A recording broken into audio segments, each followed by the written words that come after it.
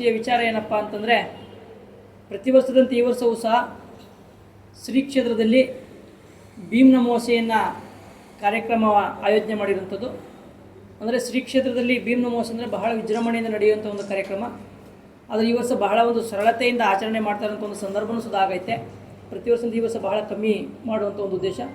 ಏಕೆಂದರೆ ನಾಡಿನಲ್ಲಿ ಸ್ವಲ್ಪ ಬರದ ಛಾಯೆ ಮೂಡಿರೋದ್ರಿಂದ ಒಂದು ಉದ್ದೇಶ. ಮತ್ತು 2027ನೇ ಇಸ್ವಿಗೆ ಶ್ರೀ ಕ್ಷೇತ್ರದಲ್ಲಿ ಮಹಾಮಸ್ತಾಭಿಷೇಕ ಇರೋದ ಉದ್ದೇಶದಿಂದ ಈ ವರ್ಷ ಬಹಳ ಸರಳತೆಯಿಂದ ಆಚರಣೆ ಮಾಡಬೇಕು ಅಂತ ಉದ್ದೇಶಿಸಲಾಗಿದೆ. ಅನಂತರ ಶ್ರೀ ಕ್ಷೇತ್ರದಲ್ಲಿ ಪ್ರತಿ ವರ್ಷದಂತೆ ಈ ವರ್ಷ ಎಲ್ಲ ಕಾರ್ಯಕ್ರಮಗಳನ್ನು ಆಯೋಜನೆ ಮಾಡಲಾಗಿದೆ. ಬೆಳಗಿನ ಜಾವ 4:28ರಿಂದ 4:28ಗೆ ಮೊದಲನೇ ಮಹಾಮಂಗಳಾರತಿ, 7:28ಗೆ ಎರಡನೇ ಮಹಾಮಂಗಳಾರತಿ, 12:28ಗೆ ಮೂರನೇ ಮಹಾಮಂಗಳಾರತಿ ಮಾಡಿ ಮತ್ತು 12ವರೆಗೆ ರಥೋತ್ಸವಕ್ಕೆ ಚಾಲನೆ ನೀಡಲಾಗುವುದು. ಒಂದು ವಿಶೇಷತೆ ಏನಪ್ಪ ಅಂದರೆ, ಪ್ರತಿ ವರ್ಷದಂತೆ ಈ ವರ್ಷವೂ ಸಹ ವರ್ಷದಲ್ಲಿ ಒಂದು ದಿನ ದೇವಿಯ ಮೂರ್ತಿಯನ್ನು ಸಿಕ್ಕಿರುವಂಥ ಮೂರ್ತಿಯನ್ನು 12 ಗಂಟೆಗಳ ಕಾಲ ಭಕ್ತರಿಗೆ ದರ್ಶನ ಮತ್ತು ಅಭಿಷೇಕಕ್ಕೆ ಅವಕಾಶ ಮಾಡಲಾಗ್ತದೆ.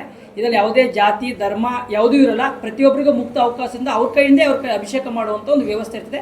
ಆ ಉದ್ದೇಶದಿಂದ ಈ ವರ್ಷ ಮಾಡಿದ್ದು. ಮತ್ತು ಈಗ ಆಲ್ರೆಡಿ ಆರಕ್ಷಕ ಸಿಬ್ಬಂದಿಗಳು ಸುದ್ದ ಶ್ರೀ ಕ್ಷೇತ್ರದ ಒಂದು ಬಂದೋಬಸ್ತ್ ವ್ಯವಸ್ಥೆಗೆ ಬಹಳ ಸೂಕ್ತ ವ್ಯವಸ್ಥೆಗೆ ಮಾರ್ಗದರ್ಶನವನ್ನು ನೀಡವ್ರೆ. ಮತ್ತು ಎಲ್ಲ ರೀತಿಯಾದಂಥ ಒಂದು ಬಂದಂಥ ಭಕ್ತರುಗಳ ಮೂಲಭೂತ ಸೌಕರ್ಯಗಳನ್ನು ಏನೆಲ್ಲ ಒದಗಿಸ್ಕೊಳ್ಬೇಕು ಅದಾಗಲೇ ಶ್ರೀ ಕ್ಷೇತ್ರದ ಆಡಳಿತ ಮಂಡಳಿ ಅಚ್ಚುಕಟ್ಟಾಗಿ ಕಾರ್ಯನಿರ್ವಹಿಸ್ತದೆ. ಮತ್ತು ಶ್ರೀ ಕ್ಷೇತ್ರದಿಂದ ಯಥಾ ಪ್ರಕಾರ ವರ್ಷದ 360 ದಿನಗಳ ಕಾಲ, ದಿನದ 24 ಗಂಟೆಗಳ ಕಾಲ ಏನು ದಾಸೋಹ ನಡೀತದೋ ಅದು ಯಥಾ ಪ್ರಕಾರ ದಾಸೋಹ ನಡೆಯುವಂಥ ವ್ಯವಸ್ಥೆ ಇದೆ. ಅದು ಇಷ್ಟು ಜನ ಸೇರ್ತಾರೆ ಅಂತ ನಿರೀಕ್ಷೆ ಇನ್ನೂ ಇಲ್ಲ. ಆದರೆ ಎಷ್ಟೇ ಜನ ಬಂದ ಭಕ್ತಾದಿಗಳಿಗೂ ದಾಸೋಹದ ವ್ಯವಸ್ಥೆ, ಮೂಲಭೂತ ಸೌಕರ್ಯಗಳ ವ್ಯವಸ್ಥೆಗೂ ಶ್ರೀ ಕ್ಷೇತ್ರ ಭದ್ರಾಗಿ ನಿಂತಿದೆ. ಈ ಸತ್ತು VIP ದರ್ಶನ ಇಲ್ಲ. ವಯೋವೃದ್ಧರು, ವಿಕಲಚೇತನರಿಗೆ, ಗರ್ಭಿಣಿ ಸ್ತ್ರೀಯರಿಗೆ, 1 ವರ್ಷದ ಒಳಪಟ್ಟಿನ ತಾಯಿ ಮಗುಗೆ ವ್ಯವಸ್ಥೆ ಮಾಡಲಾಗಿದೆ. ಯಾವುದೇ VIP ದರ್ಶನಕ್ಕೆ ವ್ಯವಸ್ಥೆ ಇರಲ್ಲ. ಮತ್ತು ಈ ವರ್ಷ ಬಹಳ ವಿಶೇಷವಾಗಿ ಚನ್ನಪಟ್ಟಣ ತಾಲೂಕಿನ ಮಹಿಳಾ ಕಲಾವಿದರುಗಳಿಂದ ಕುರುಕ್ಷೇತ್ರ ನಾಟಕವನ್ನು 11ನೇ ತಾರೀಕು ನೈಟು ಆಯೋಜನೆ ಮಾಡಲಾಗಿದೆ. ಮತ್ತು 12ನೇ ತಾರೀಕು ಮಧ್ಯರಾತ್ರಿ 2 ಗಂಟೆಯಿಂದ ದೇವಿ ಮೂರ್ತಿ ತೆಗೆಯುವಂಥ ವ್ಯವಸ್ಥೆ ಇದೆ ಹೊರಗಡೆಗೆ. 12 ಮತ್ತು 4:28 ಅಭಿಷೇಕ ಮೊದಲನೇ ಮಹಾಮಂಗಳಾರತಿ ಇರ್ತದೆ. 7:28 ಎರಡನೇ ಮಹಾಮಂಗಳಾರತಿ ಇದೆ. ಮತ್ತು 7:30ರಿಂದ ಶ್ರೀ ಕ್ಷೇತ್ರದ ಬನ್ನಿ ಮಂಟಪದಿಂದ 108 ಆಲರ್ವಿ ಸೇವೆಯೊಂದಿಗೆ ಹಲವು ಜನಪದ ಕಲಾಮೇಳಗಳೊಂದಿಗೆ ಶ್ರೀ ಕ್ಷೇತ್ರ ತಲುಪುವುದು 12 ಗಂಟೆಗೆ ತಲುಪ್ತದೆ. 12:28ಗೆ ಮೂರನೇ ಮಹಾಮಂಗಳಾರತಿ ಮಾಡಿ 12ವರೆಗೆ ರಥೋತ್ಸವಕ್ಕೆ ಚಾಲನೆ ನೀಡಲಾಗ್ತದೆ. VIPಗಳು ಯಾರು ಬರ್ತಾರೆ ಅಂತ ಇನ್ನೂ ಸರಿಯಾದ ಮಾಹಿತಿ ಇಲ್ಲ.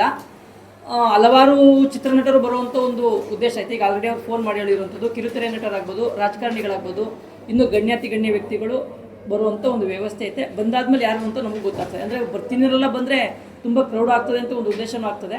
ಆದರೆ ಇನ್ನೂ ಯಾರು ಬರ್ತಾರೆ ಅಂತ ಸರಿಯಾದ ಮಾಹಿತಿನೂ ಕೊಡೋಕೆ. ಈ ವರ್ಷ ಬಂದಂಥ ಭಕ್ತಾದಿಗಳಿಗೆ ಪ್ರಥಮವಾಗಿ ಬಾದಾಮಿ ಹಾಲು ಕೊಡುವಂಥ ವ್ಯವಸ್ಥೆನ ಎಷ್ಟೇ ಜನ ಬಂದರೂ, ಎಷ್ಟೇ ಸಾವಿರ ಭಕ್ತಾದಿಗಳು ಬಂದರೂ ಬಾದಾಮಿ ಹಾಲಿನ ವ್ಯವಸ್ಥೆ ಮಾಡಲಾಗಿದೆ. ಮತ್ತು ಮಕ್ಕಳುಗಳಿಗೆ ಬೇರೆ ಸಪ್ರೇಟ್ ಹಾಲಿನ ವ್ಯವಸ್ಥೆ ಐತೆ. ಮತ್ತು ಲೈನಲ್ಲಿ ಬಂದಿರೋಂಥವ್ರಿಗೆ ಚಾಕ್ಲೇಟ್ ವ್ಯವಸ್ಥೆ ಮಾಡುವಂಥದ್ದು ಎಷ್ಟೇ ಸಮಯಕ್ಕಾದರೂ ಏನೂ ತೊಂದರೆ ಆಗದೆ ನೋಡ್ಕೊಂಡು